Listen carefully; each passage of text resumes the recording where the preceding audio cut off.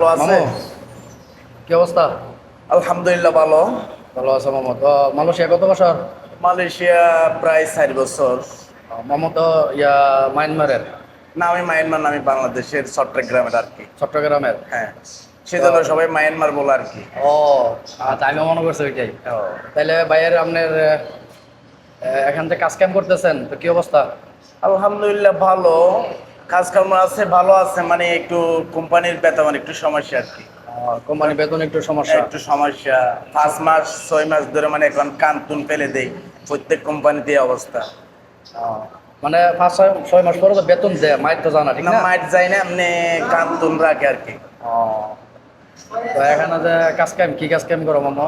আমি ওই যে কেরানের সিঙ্গেল ম্যান করে আর কি। কেরানি সিঙ্গেল ম্যান। হ্যাঁ, সিঙ্গেল ম্যান। বেতন টেতন তো আলহামদুলিল্লাহ ভালো আসে না? হ্যাঁ, ভালো আছে। তো এই যে ঈদ আসছে, ঈদের মধ্যে টাকা পয়সা বাড়ানো হয়েছে? না, পাঠায়নি।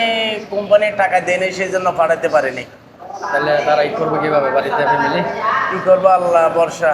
জানি না, মানে ফ্যামিলির মধ্যে যারা বড় ভাই আছে তারা সেটেল করবে। আমার তারা তো সম্ভব না, ঈদের আগে তো বেতন দেবে না।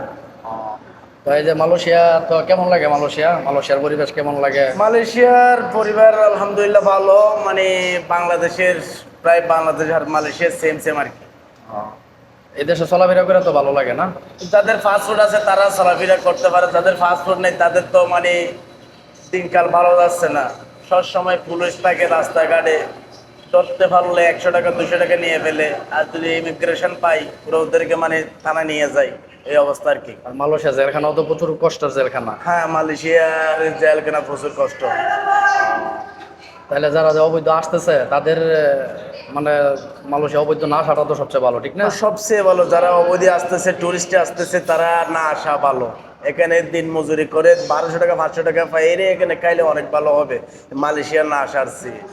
কারণ যারা অবৈধ তাদের কিন্তু সমস্যাটা বেশি হয়। ওই সমস্যা বেশি। কারণ কাজ করলে কাজ পাওয়া যায় না, আবার কাজ করলে আর বেতন কাজ পাওয়া যায় না। করতে বেতন পাওয়া যায় না, এই অবস্থা। যারা নতুন যারা আসতেছে তারা বিপদে পড়তেছে। তো মামুকে এখানে খাওয়া দাওয়া নিজে রান্না করে খাওয়া লাগে না? আর নিজের পাক করি খাই আর কি, রান্না করি খাই, 2-4 জন মিলে একসাথে খাই। তো যাক মামু, আল্লাহ আচ্ছা, যেন সবাই ভালো রাখে, ভালো আমরা দোয়া রাখেন করি। সবার জীবনে। আসসালামু আলাইকুম। ওয়ালাইকুম